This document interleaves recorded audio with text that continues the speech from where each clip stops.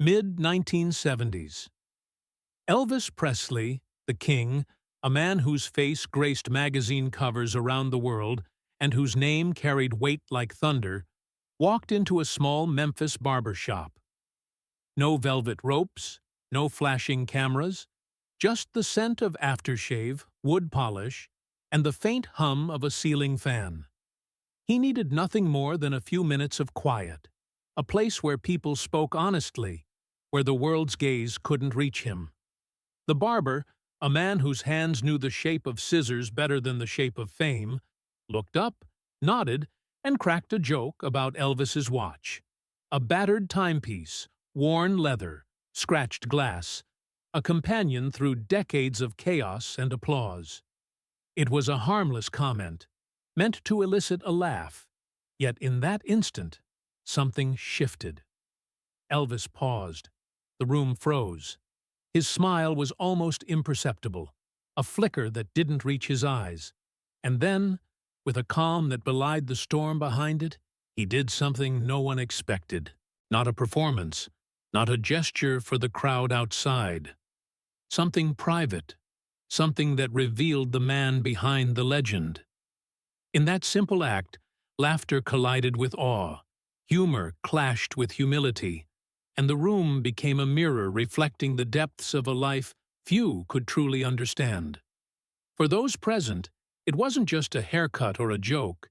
It was a glimpse into the fragile, fearless heart of a man the world thought it knew, but didn't. And for a few brief minutes, the King was no longer a symbol, a brand, or a superstar. He was just a human being, raw, real, and unforgettable. The air inside the small Memphis barber shop was a mixture of aftershave, talcum powder, and the faint bitterness of hair clippings that clung stubbornly to the corners of the room. The walls, painted a fading cream color, were lined with rows of mirrors, each reflecting the clutter of hairbrushes, scissors, and bottles of pomade, the labels long scratched and worn from decades of use. A faint hum from an overhead fluorescent light flickered occasionally, giving the room a subtle, uneven rhythm, while the faint strains of a local radio station played somewhere in the background, barely audible beneath the low murmur of conversations and the occasional snip of scissors.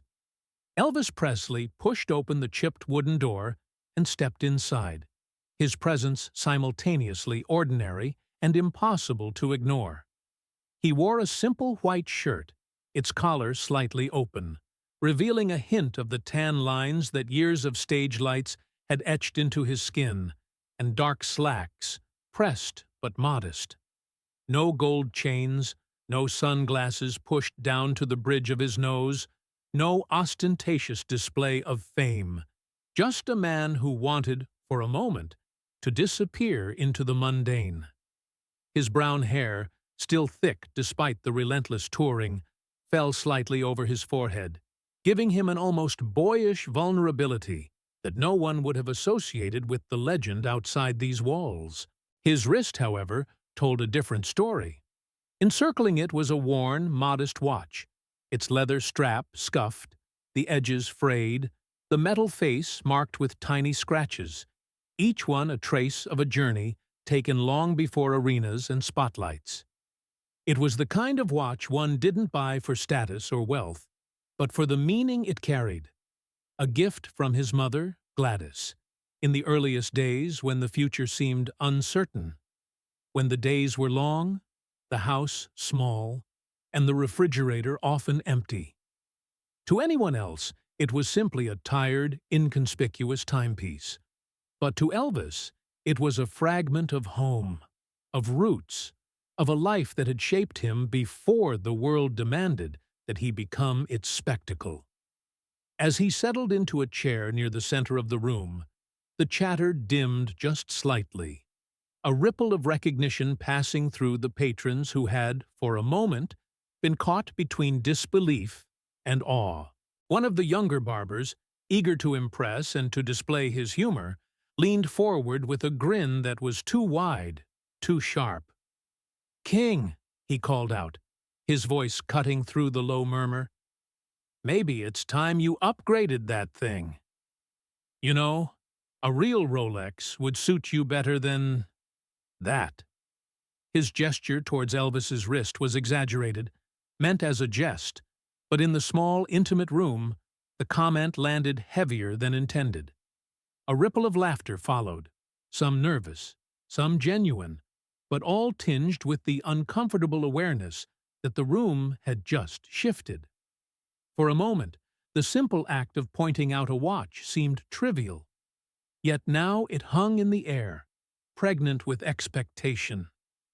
The younger Barber, emboldened by the reaction, leaned further, a teasing glint in his eyes, convinced he had pierced the facade of celebrity with a simple quip. Elvis's response, however, was not immediate. He remained still, his eyes fixed on the scuffed wooden countertop in front of him, where the barber's tools lay scattered in organized chaos. The silence stretched, uncomfortable and heavy, each second elongating in the small barber shop until it felt almost sacred. Then, deliberately, with the slow grace that had once made millions swoon, he lifted his arm and unclasped the watch. He placed it gently on the counter, the scuffed leather and scratched metal catching the light in a way that made the ordinary seem, paradoxically, precious.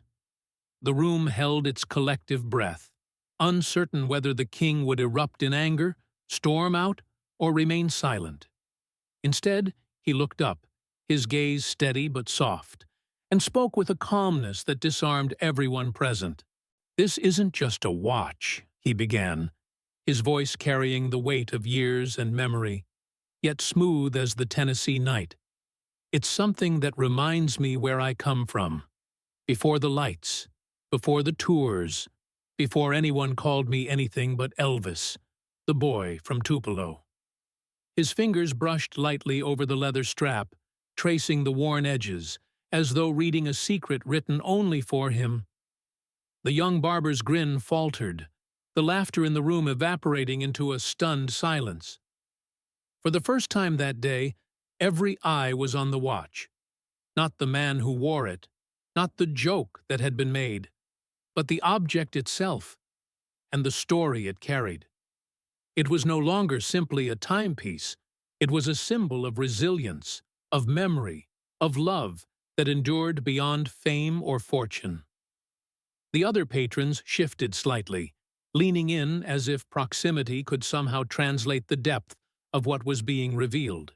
The watch's surface, marred with scratches from decades of wear, glimmered faintly under the harsh overhead light, each mark a testament to journeys undertaken, to nights spent driving along empty highways with nothing but a dream and a beat-up guitar, to motel rooms where the smell of cheap soap and old carpet mingled in a way that became strangely comforting.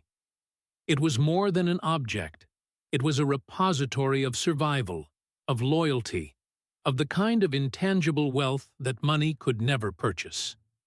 Elvis placed the watch back on his wrist, not with the pride of possession, but with the reverence of remembrance. His eyes scanned the room, and in that quiet, ordinary barbershop in Memphis, something shifted. The energy changed from curiosity to contemplation, from humor to humility. Even the young barber whose words had sparked this moment now understood, without need for further explanation, that he had just glimpsed something profoundly human, something far larger than a celebrity or a joke. And in that pause, filled with the mingling scents of hair tonic, polish, and the faint tang of old wood, the room collectively held a secret with Elvis Presley.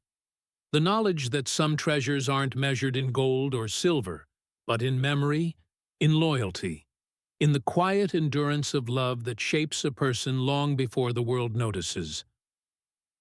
The barber shop had fallen into a contemplative hush after Elvis returned his watch to his wrist. The scissors rested still in the hands of the barbers, the air thick with the scent of aftershave and polished wood, and even the faint static of the radio seemed hesitant, as if it, too, was listening.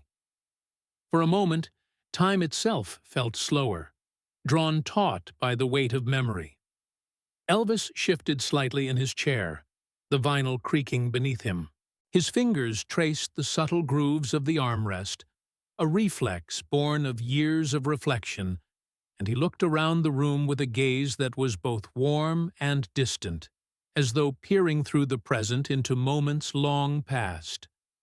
"You know," he began, his voice softer now, carrying that intimate cadence that could make strangers feel as though they had been part of his life all along.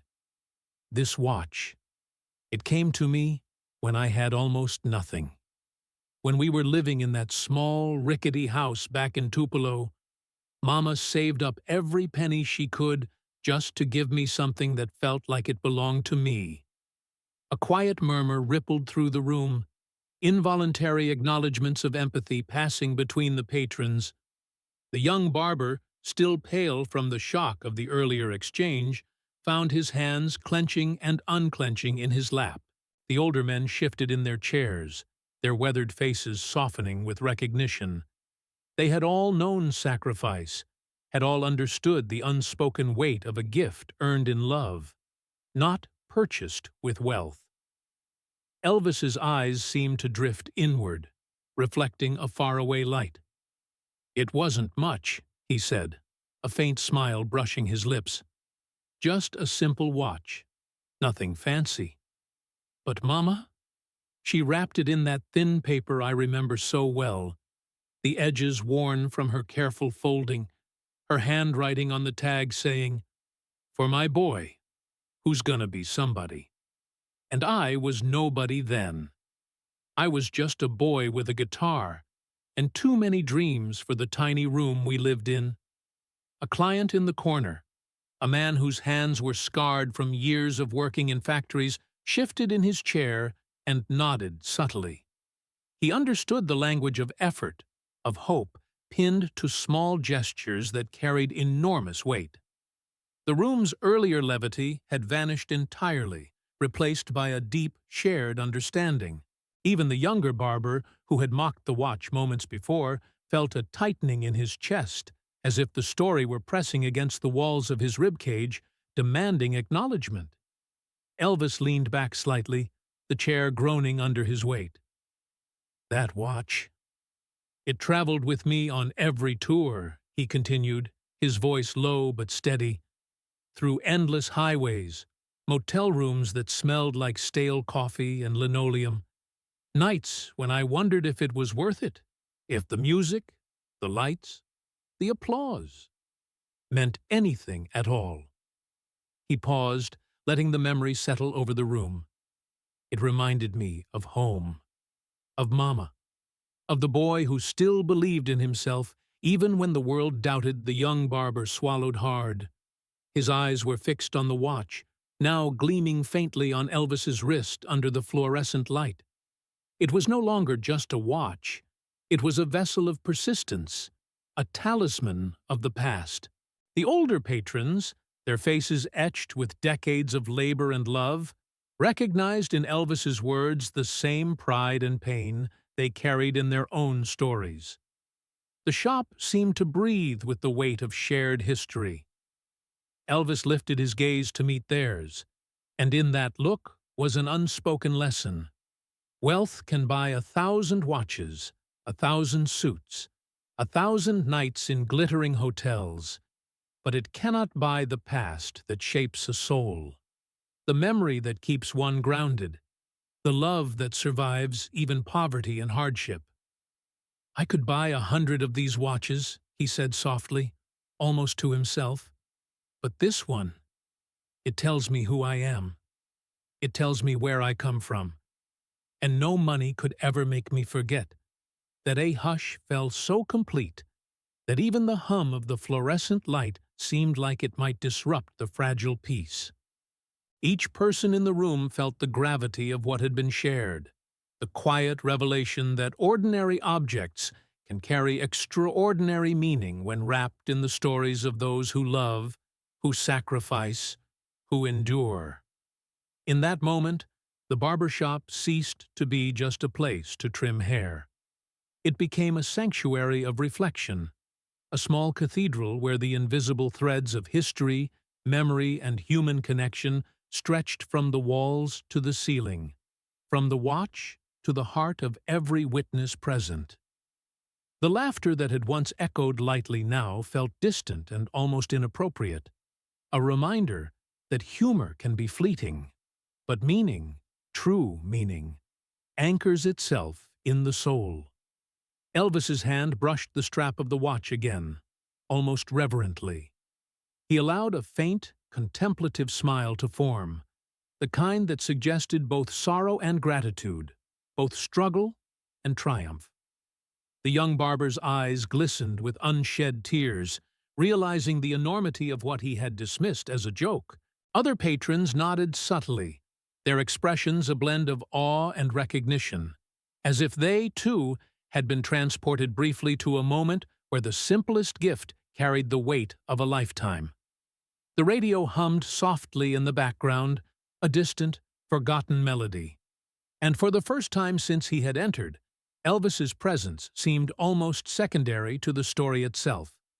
The story of a small watch, a mother's love, and a boy who dared to dream. In that quiet, the room learned something it would not forget: the value of memory, the enduring power of the past, and the truth that the heart remembers what the eyes might never see. By the time he leaned forward to nod slightly to the barber trimming a customer's hair, the energy in the room had completely shifted. There were no jokes now, no mockery, only silent acknowledgement, a shared understanding that the world beyond the walls of the shop could not provide. The watch was more than a gift, more than a possession. It was a bridge between the boy who had been poor but hopeful and the man who had become a legend, yet had never let go of what truly mattered. And in that small, sunlit barber shop in Memphis, Elvis Presley had done something that would linger far longer than any song ever could. He had reminded a room full of strangers, and himself, that the past is priceless, that the memories we carry define us, and that sometimes the smallest objects hold the deepest truths.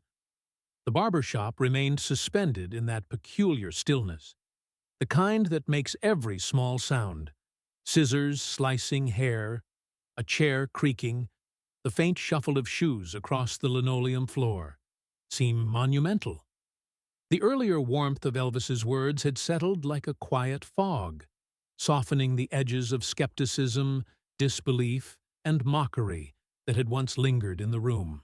Each person seemed to be holding their breath, unsure of what to do with the raw intimacy that had just unfolded. An elderly man at the far end of the shop, leaning heavily on his cane, finally broke the silence. His voice was gravelly, the sort shaped by years of toil and quiet endurance. "I have one just like that," he said, nodding toward Elvis's wrist. "An old watch my father gave me before he passed. Never left my side. Never will he rested a hand on the worn leather strap of his own watch, and the motion was both tender and resolute. You keep it because it's yours, because it's who you are. You can't sell that kind of memory." The room shifted in response to the man's words, a collective intake of recognition. Heads turned, subtle gestures of agreement passed through the patrons, and even the young barber who had teased Elvis moments ago lowered his gaze, suddenly aware of the depth he had overlooked.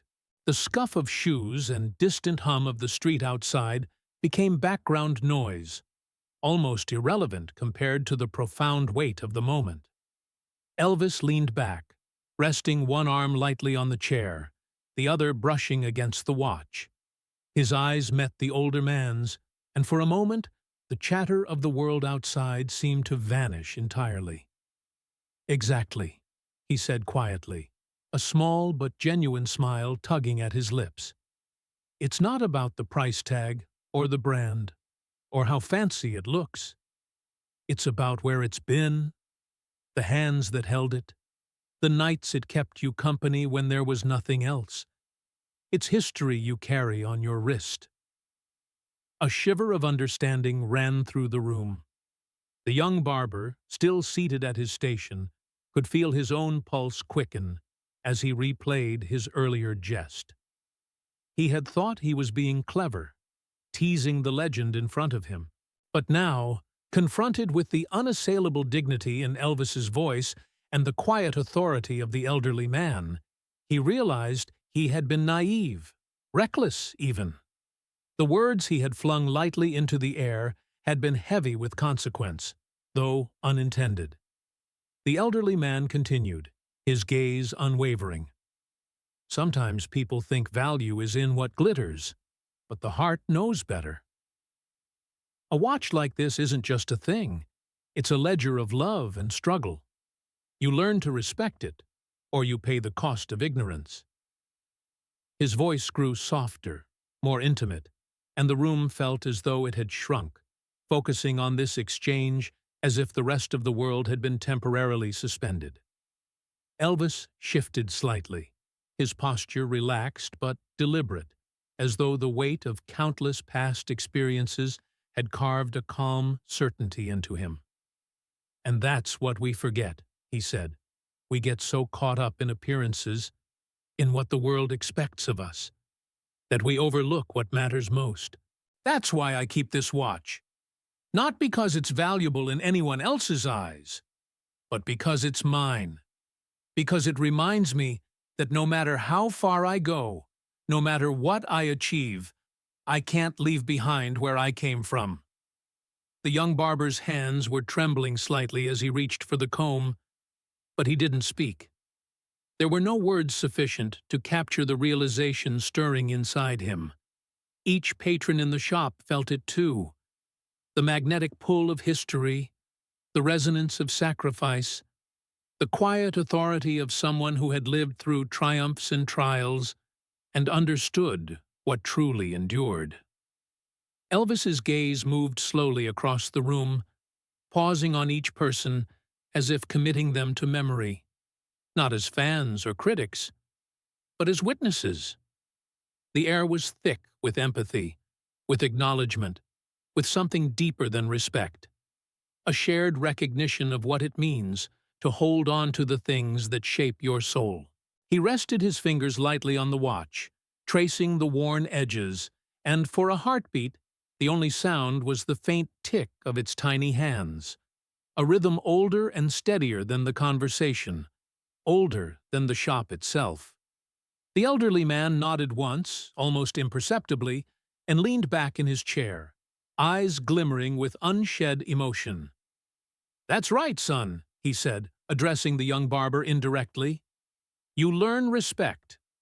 You learn that not all treasures are bought. Some are earned.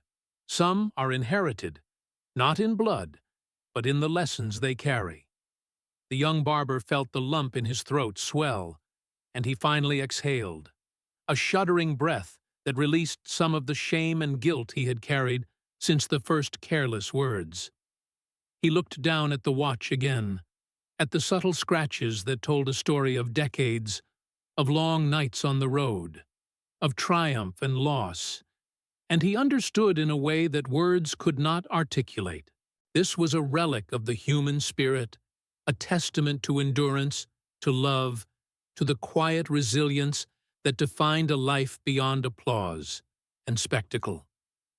Elvis leaned slightly forward, a gentle intensity in his eyes that seemed to draw the room closer. "One day, you'll look back on what seems small, what seems trivial, and you'll see it was everything. And that understanding, that's worth more than any stage, any crowd, any fortune." And in that moment, the silence itself became eloquent. Every person in the shop felt it. A silence so potent it spoke louder than conversation, louder than laughter, louder even than music. It was a silence filled with recognition, reflection, and the unspoken promise that some lessons, once learned, remain with you forever. For a while, no one moved. The scissor blades rested against their leather sheaths. The scent of aftershave hung heavier now, mingled with the faint perfume of memory and reverence. The young barber finally lifted his head, his eyes glistening, and offered the barest nod of acknowledgement. It was all the apology he could summon, but it was enough. Enough for him. Enough for Elvis. Enough for the invisible chain of human connection that had quietly formed in that room. Elvis leaned back again, eyes closing briefly, as if to seal the lesson into the air, into the space between them.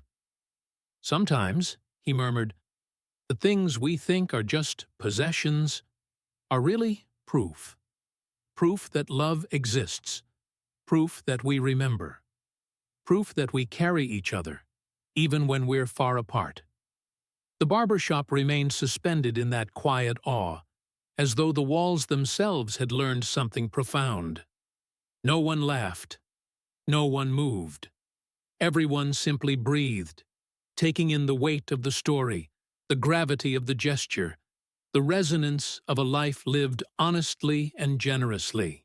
In that suspended moment, the silence had spoken more truth than any applause could ever convey, and each person in the room carried it with them, knowing that they had witnessed something rare, a legend teaching the most human of lessons, without song, without spectacle, without pretense.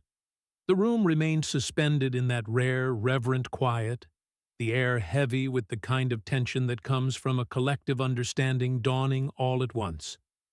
Elvis leaned back slightly in the barber's chair, his fingers brushing lightly over the edges of his watch, the worn leather strap warmed from decades of being carried close to his skin. He looked around the room, his gaze settling finally on the young barber who had joked at his expense. The boy was still frozen in a mix of embarrassment and awe, his knuckles white around the scissors he held, unsure how to exist in the gravity of the moment he had helped create. Then, with a movement that startled everyone, Elvis reached down, unclasped the watch, and held it out toward the young man. It was not an angry gesture, not a test, not a show of power. It was simply an offering. The room collectively inhaled, the faint hum of the air conditioner and distant street noises fading beneath the weight of what was unfolding. "Take it," Elvis said softly, his voice calm but carrying an undercurrent of quiet authority. "Wear it. Let it teach you what it taught me." A hush fell over the room so complete that the faint ticking of the watch itself seemed to fill the space. The young barber's hands trembled. He looked at the watch as though it were a living thing, almost sacred. The scratches on the glass and the frayed edges of the strap suddenly became monumental, each mark a testament to decades of experience, hardship, and memory. He swallowed hard, unable to find words. Tears pricked at the corners of his eyes, not from fear, but from an overwhelming awareness of his own inexperience and the enormity of the trust being offered to him. The patrons leaned forward slightly, curious, wary, unable to move until the outcome was certain. Whispers drifted across the room, hushed and tentative, as if people feared breaking the spell. "He's really giving it to him," one woman murmured, her voice almost imperceptible, but it carried an undertone of awe. "Can he?" Elvis's eyes didn't waver. He regarded the boy with the intensity of someone who had seen 1,000 faces, had stood under spotlights and scrutinizing eyes across the world, and yet found clarity in the simplicity of a single human connection. "This watch," he said, almost conversationally, "isn't about style or money. It's about the journey it's been on. You hold it carefully. You respect it. You remember it's not the watch itself that matters. It's what it carries." The young barber's fingers hovered over the watch, shaking with the weight of indecision. It felt impossibly heavy in the air between them, though its actual mass was slight. Every muscle in his body was tense. Accepting it seemed too audacious, too intimate, too unearned, and yet refusing it felt like denying the truth he had only just begun to understand. He swallowed again, blinked rapidly, and then slowly reached out, fingertips brushing the leather strap. It was electrifying. The first real contact, the moment when the abstract became tangible. Gasps and stifled exclamations rippled through the room. Some patrons pressed hands to their mouths, unable to fully comprehend the humility and generosity of the gesture. The young barber's eyes glistened, and for a brief moment, he looked as though he might collapse under the weight of the responsibility now resting on his hands. Elvis gave him a small, encouraging nod, an acknowledgement that was both permission and guidance. "Remember," Elvis said softly, leaning back, letting the tension fall from his shoulders, "it's not about being the king. It's about being human. And sometimes, the smallest gestures, gestures of trust, gestures of kindness, carry more weight than anything the world might applaud." The young barber's lips trembled as he nodded, finally clasping the watch around his wrist, the worn strap stretching just enough to fit snugly. He couldn't speak, couldn't articulate the swirling emotions inside him. There was shame, yes, for his thoughtless jest, but it was overshadowed by awe, reverence, and a burgeoning sense of responsibility. Every pulse of the tiny hands inside the watch seemed to echo in his chest, synchronizing with the heartbeat of the room itself. The elderly man at the back of the shop, who had spoken so eloquently moments ago, leaned on his cane and allowed himself a small, almost imperceptible smile.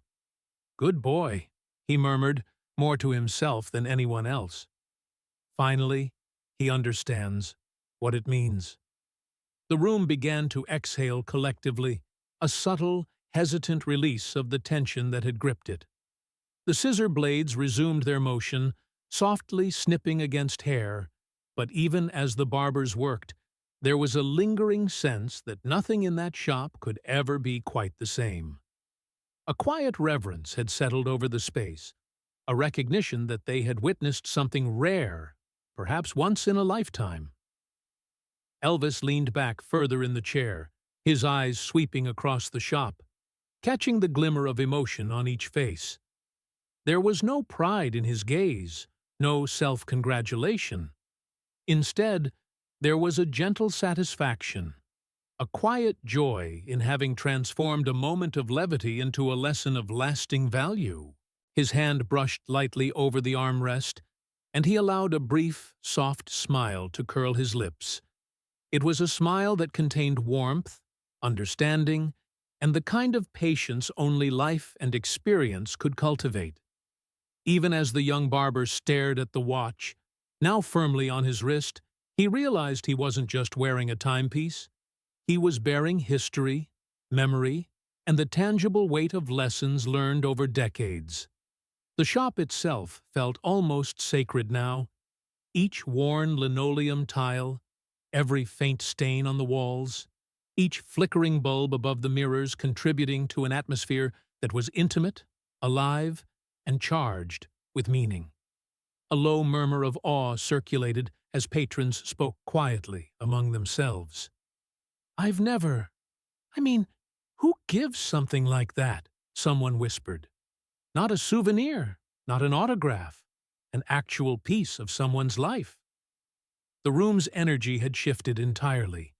Laughter had evaporated. Casual chatter had retreated into whispers.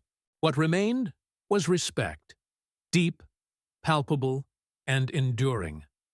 Elvis rose slowly from the chair, moving with the calm authority of a man who had walked the world yet still found gravity in small gestures. He clapped the young barber lightly on the shoulder. "Wear it well," he said, the words carrying warmth, expectation, and trust. "And never forget that the smallest gesture can carry more weight than the loudest applause." The young barber nodded again, unable to speak, unable to articulate the profound transformation he felt. He merely held the watch, felt its weight, and understood, in that moment, the lesson embedded in its scratches, in its worn leather, in the steady rhythm of its hands. For the first time in his life, he understood that respect was earned not through status or bravado, but through humility, trust, and the courage to honor what truly matters. And that understanding would stay with him forever. The watch lay heavy on the young barber's wrist, its worn leather strap now a subtle crown, encircling a wrist that had only moments before been trembling with shame. The room was still filled with the echo of Elvis's words, a gentle resonance that lingered in the corners of the shop. And yet, the calm was about to fracture, not with anger, but with the quiet force of human experience. The elderly man, who had been leaning on his cane, his eyes soft yet piercing, pushed himself upright. He cleared his throat, the sound low and deliberate, commanding the attention of everyone in the room without raising his voice. "Young man," he said, his gaze fixed on the barber with a quiet intensity, "if you don't understand the weight of what's been entrusted to you, then perhaps it belongs with someone who does." A shiver ran through the room. The barber, still holding the watch as though it were a living thing, felt the weight of the man's words pressing against his chest. The shop went silent once again. Even the distant hum of traffic outside seemed muted, the moment magnified by the power of the unseen forces at play: respect, memory, and the fragile tenderness of trust. The young barber's eyes darted from Elvis to the elderly man, caught between fear and the sudden, almost unbearable responsibility of the situation. He could feel the weight of every gaze upon him, the collective judgment of people who, minutes ago, had been strangers, now witnesses to a profound human lesson unfolding before them. Elvis, seated comfortably in the barber chair, smiled softly, a smile that seemed to bridge the gulf between authority and compassion. "No, old friend," he said, his voice smooth, almost like velvet, yet firm enough to command attention. "This watch is not for judgment. It is for learning. It's a reminder, one that teaches patience, humility, and the value of understanding before ridicule. It will remain here, with him, so that everyone who sees it might remember the lesson as well." The elderly man paused, his gaze softening as he looked at the young barber. His hands, gnarled from years of labor, rested against his cane. "Perhaps," he murmured, "there is wisdom in letting the next generation carry forward a lesson they've yet to fully grasp. But it is not easy. The weight of memory is heavier than the weight of gold." The young barber swallowed hard. His fingers, still holding the leather strap, shook once more, not from fear, but from a dawning comprehension. The watch was not just an object, it was a repository of history, of life's intimate trials, of love, sacrifice, and resilience. Every scratch on the glass, every worn edge of the strap, told a story that could not be replicated, a narrative that transcended material value. Around the room, the patrons began to murmur quietly among themselves, their voices tinged with awe and understanding. "I never realized," one whispered, almost to himself. "I thought it was just a trinket. But it's so much more than that." Another added, "It's not about wealth. It's about what it holds, the memories, the lessons. That's priceless." Elvis leaned slightly forward, his eyes sweeping across the room, taking in every expression, every flicker of comprehension. "This watch," he said softly, "reminds us all that laughter is easy, but understanding is hard. And the measure of a person isn't in how they mock or jest, but in how they recognize what truly matters in the lives of others." The elderly man nodded slowly, a quiet acknowledgement of the truth in Elvis's words. The young barber, feeling the gravity of the moment pressing against him, finally looked down at the watch with reverence. It was no longer simply a gift or an object. It was a symbol, a tangible lesson that now rested upon his wrist. For a moment, the room held its collective breath, as if waiting for some final declaration, some judgment that would either absolve or condemn. But Elvis remained calm, his presence a stabilizing force. He leaned back in his chair, relaxed yet commanding, a silent signal that the moment was complete, that the lesson had been imparted not through anger or force, but through the quiet power of example. The young barber's lips quivered, and he finally spoke, his voice low and filled with emotion. I understand now," he said, his hands tightening around the watch. "I won't forget. I promise. I will honor it." Elvis's eyes softened, a faint smile tugging at the corners of his lips. "Good," he said simply.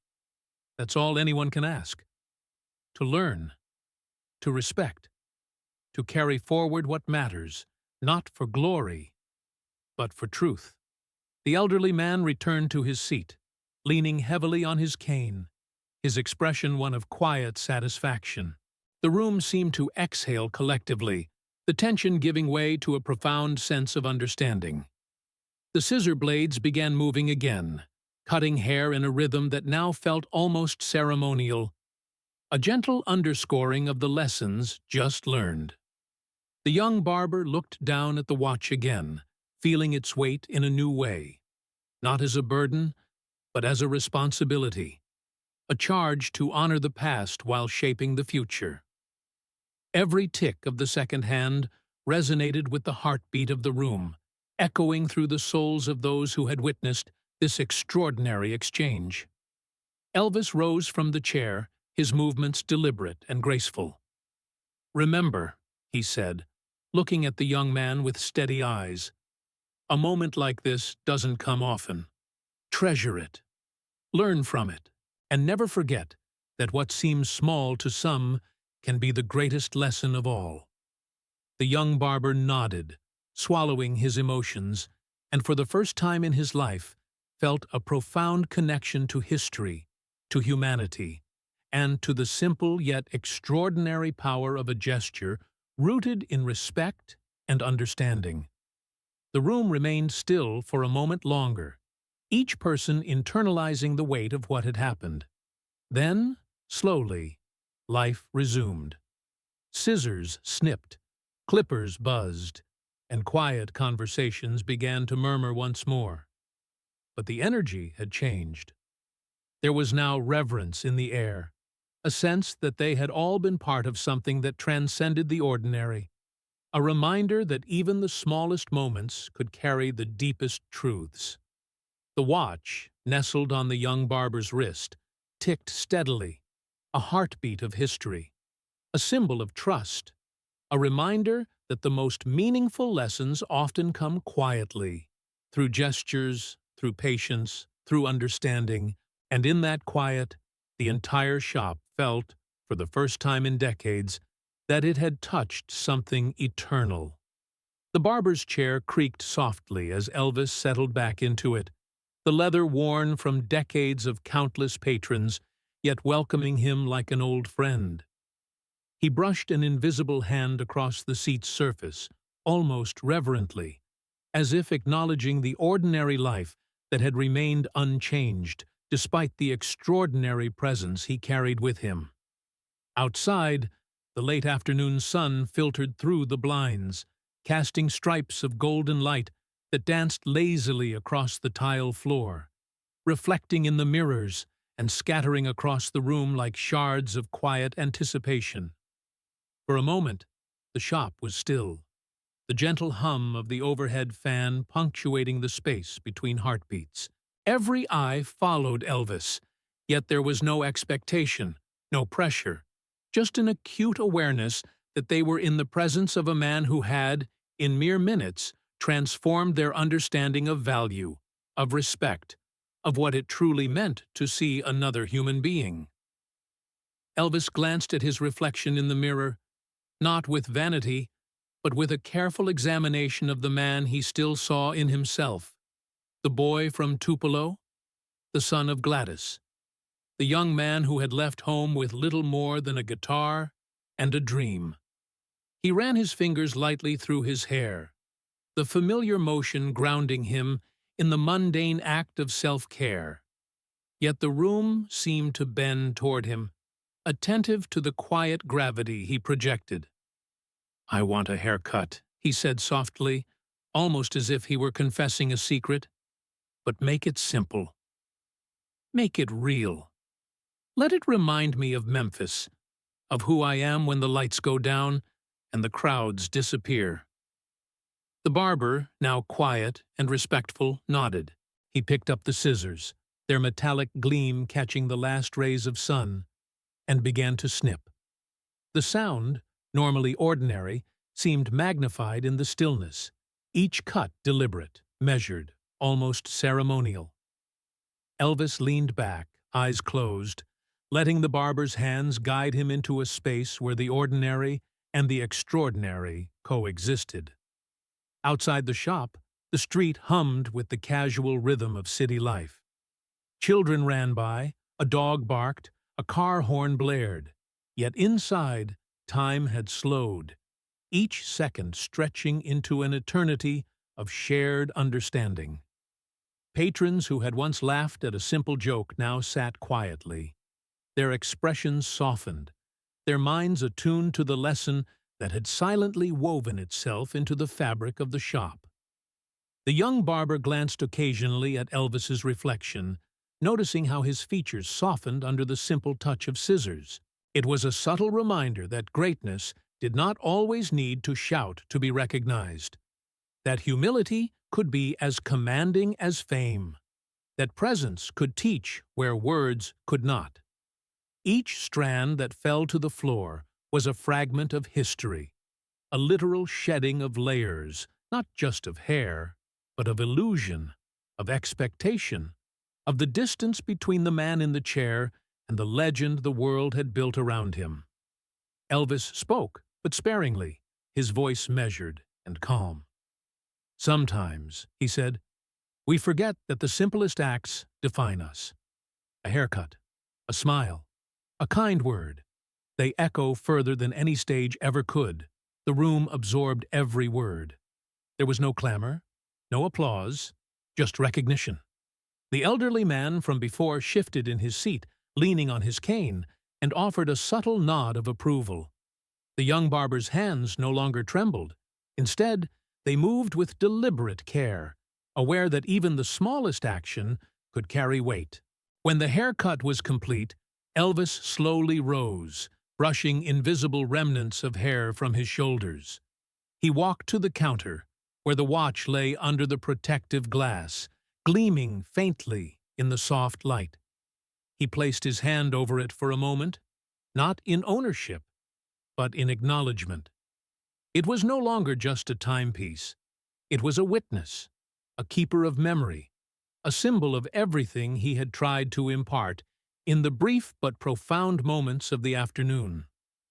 The patrons of the shop, many of whom had been strangers to one another, now shared a quiet bond. They understood, without needing to speak, that they had witnessed something rare, a reminder that life's most significant lessons often arrive unannounced, carried not in grand gestures, but in the quiet insistence of authenticity. Elvis stepped outside, the doorbell jingling softly behind him, and paused on the threshold. He inhaled the humid Memphis air, feeling the pulse of the city, the heartbeat of the street that had nurtured him long before fame had claimed him.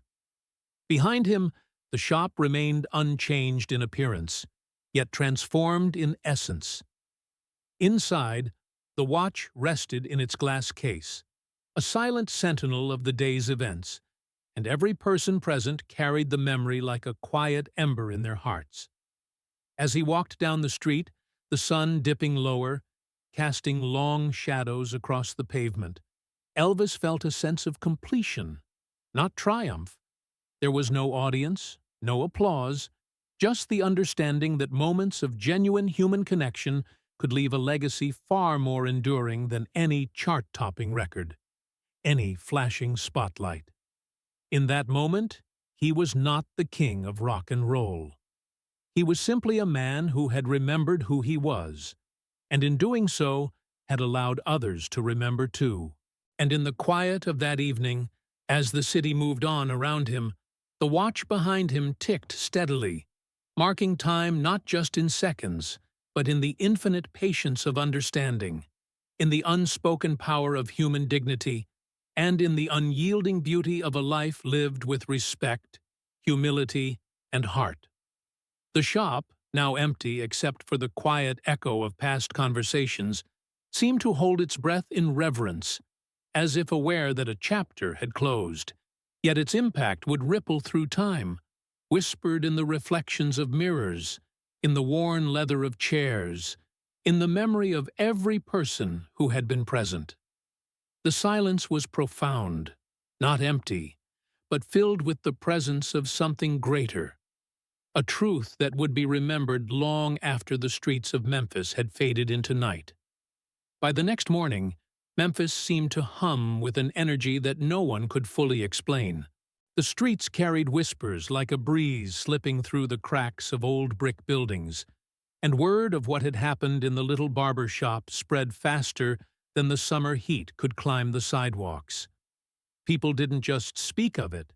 They lingered on the details, almost savoring them, as if the story were a rare delicacy that required careful tasting. At first, it was just a murmur, a casual mention over coffee counters and at the newsstand where the clatter of newspapers mixed with the smell of ink and paper. "Did you hear what happened at Joe's barber shop yesterday?" one shopkeeper asked another, voice low and conspiratorial. By mid-morning, the murmur became a conversation, each retelling adding nuance, each listener leaning in closer as if proximity could make them part of the event itself. Inside the barber shop, the atmosphere had shifted from quiet reverence to bustling curiosity.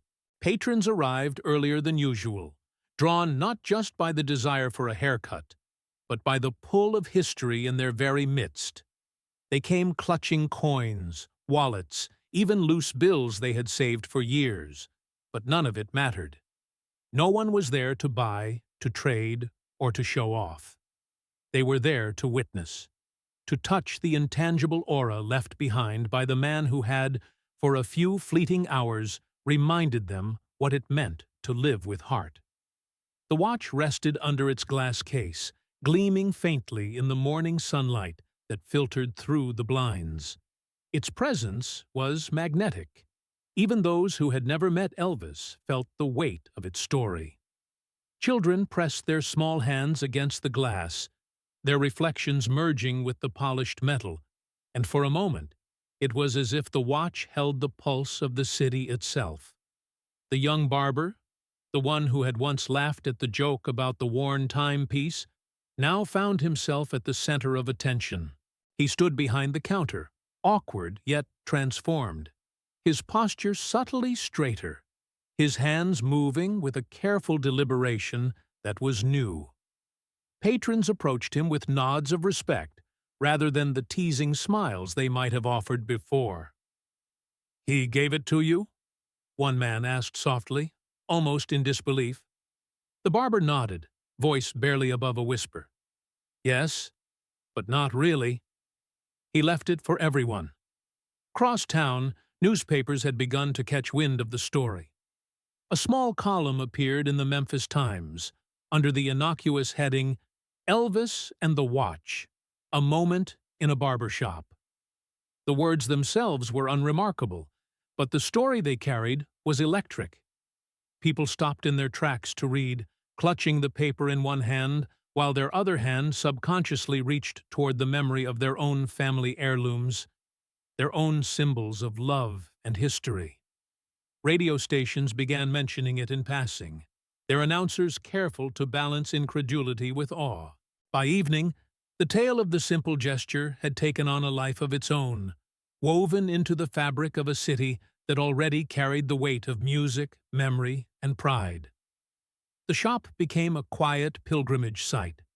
Travelers from nearby towns came, some leaving offerings of small coins, handwritten notes, or even letters addressed to Elvis, sealed with admiration and gratitude.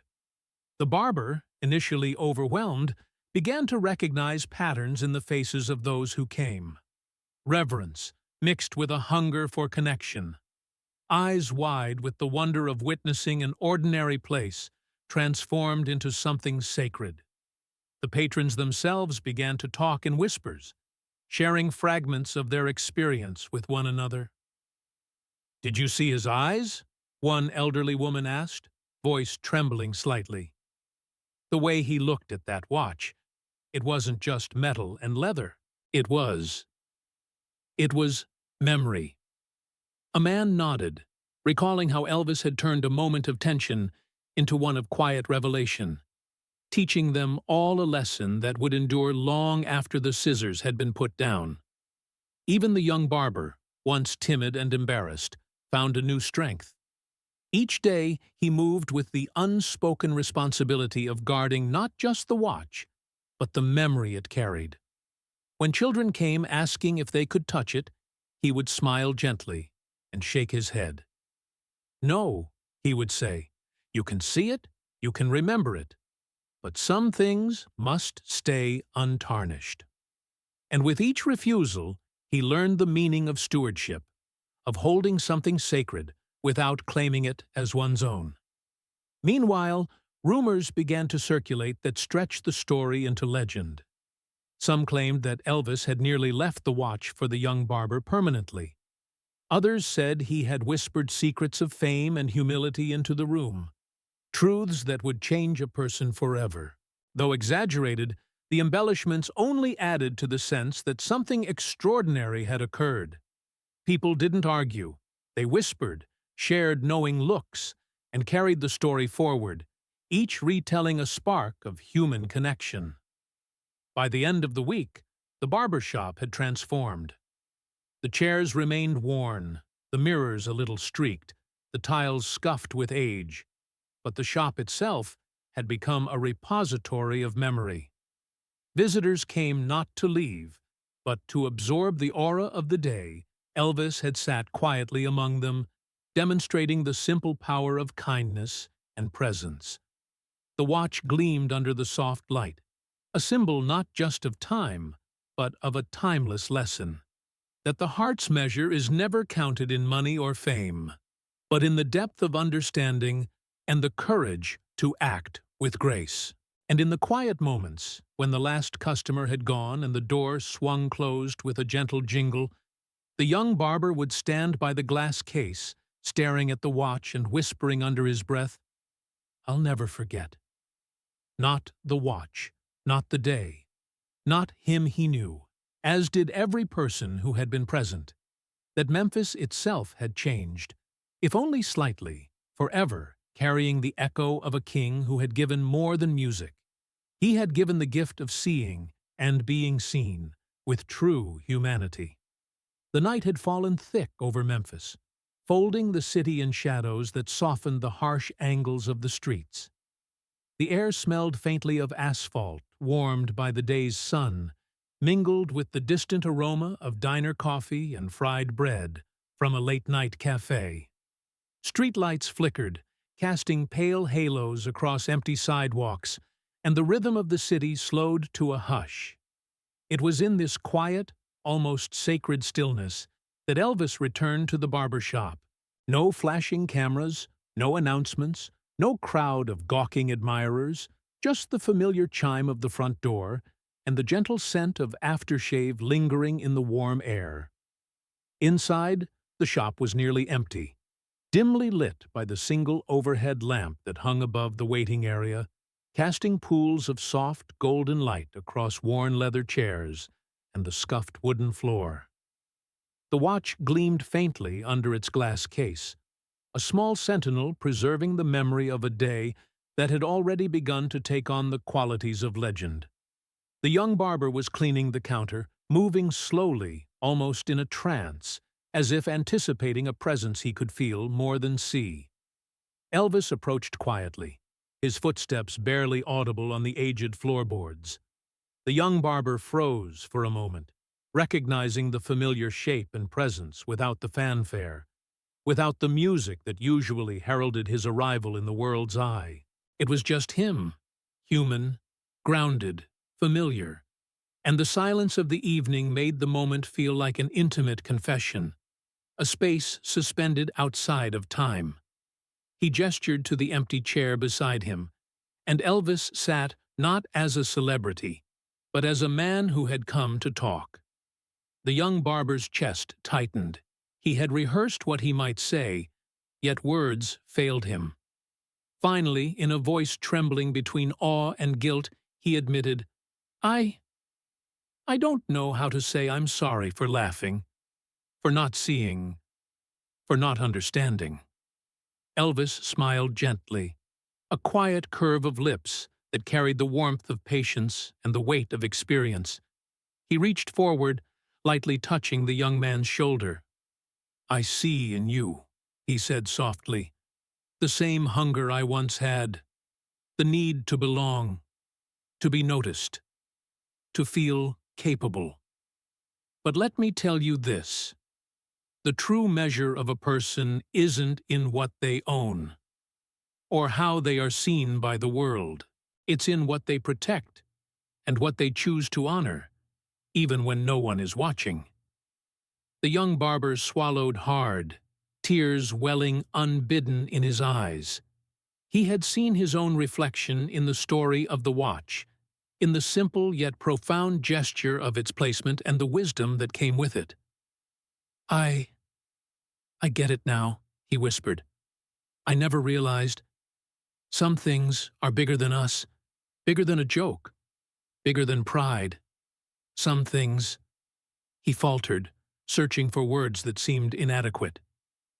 "Some things," Elvis finished for him, "hold the power to remind us who we are, where we come from, and what matters most. That's why I left it here. Not for fame, not for recognition, but so that you and everyone else who comes through this door can remember, strength isn't in the shine or the flash. It's in the heart, and the courage to act from it." The silence that followed was not empty.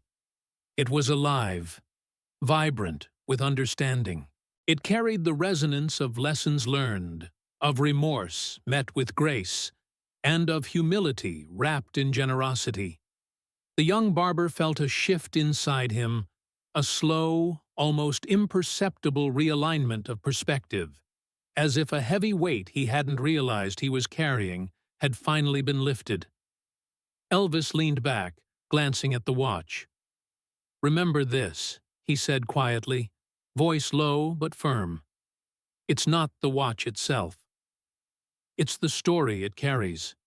And every time you see it, think about the moments that define you, not the ones that impress the world, but the ones that shape your heart."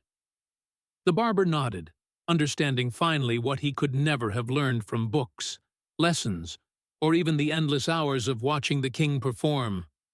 He understood that some truths are only revealed in quiet moments, in private confessions, in spaces where the world steps away and leaves room for genuine insight. Elvis rose slowly, the soft scrape of his shoes against the floor echoing gently in the otherwise silent room. He placed his hand briefly on the barber's shoulder again, a final grounding gesture.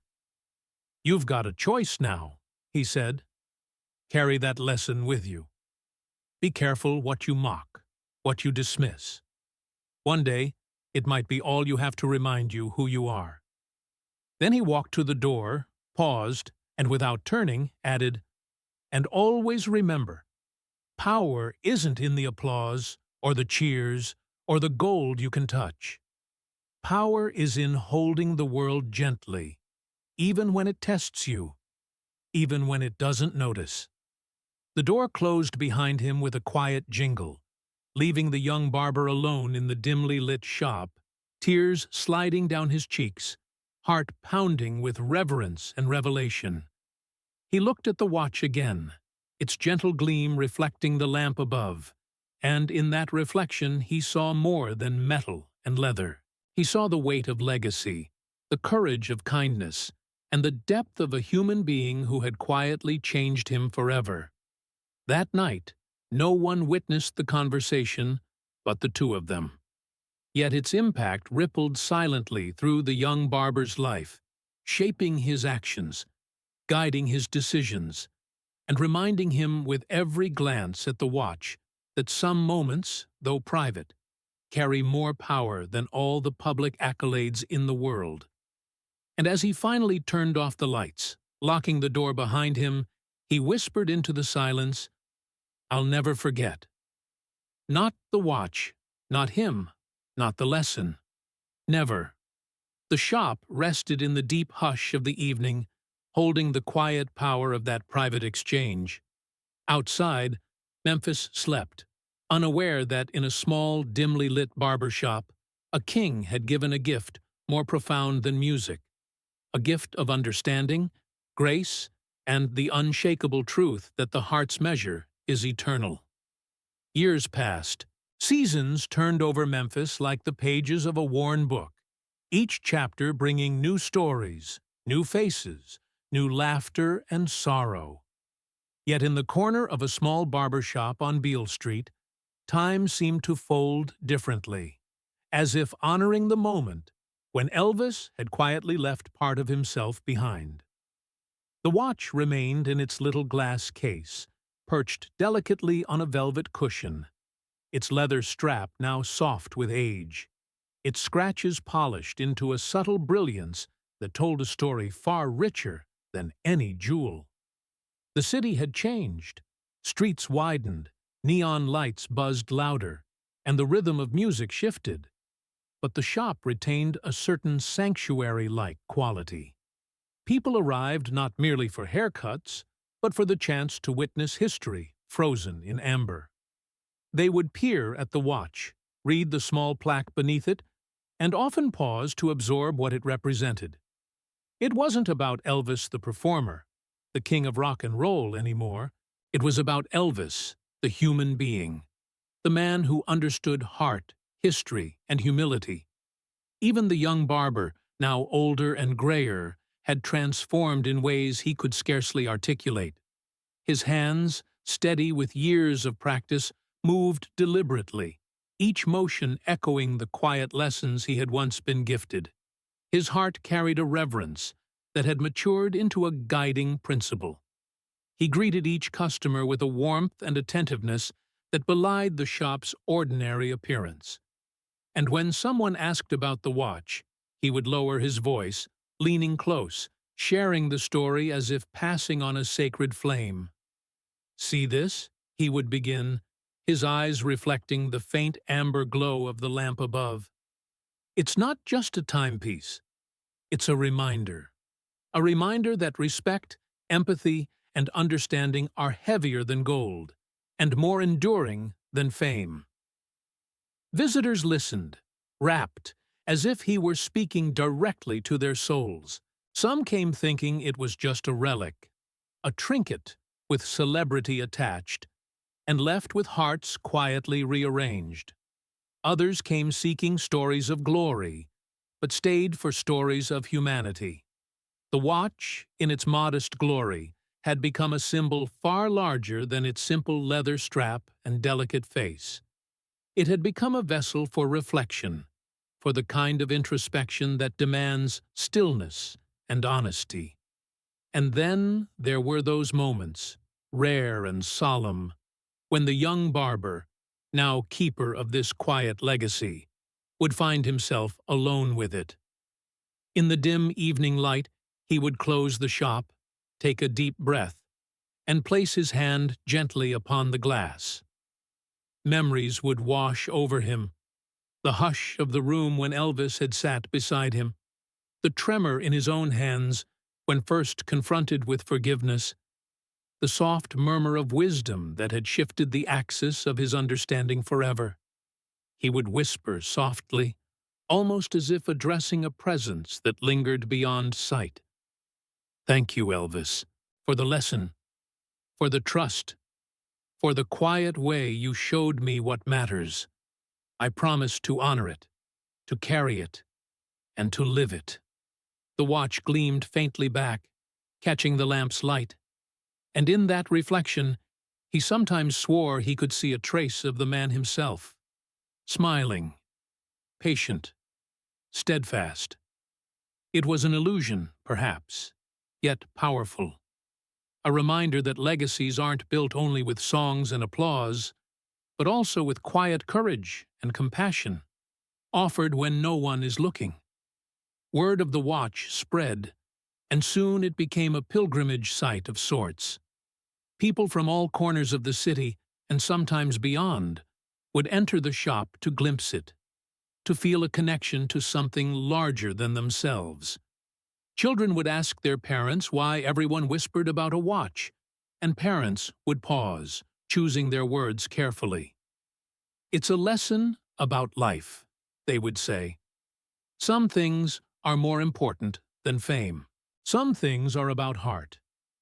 Even after Elvis passed, the weight of that night in the barber shop grew heavier, more luminous. The young man who had once mocked, now the elder guardian, took on the role of storyteller, a bridge between ordinary people and extraordinary understanding. He recounted the quiet gestures, the lessons in patience and empathy, the simple act of leaving a cherished watch as a silent gift of wisdom. Visitors listened, often with tears, sometimes with laughter, but always with a sense of humility, sensing that they were standing in the presence of something sacred. When he finally closed the shop at the end of the day, the lamp casting its gentle glow across the watch, he would linger for a moment, hand on glass, heart full.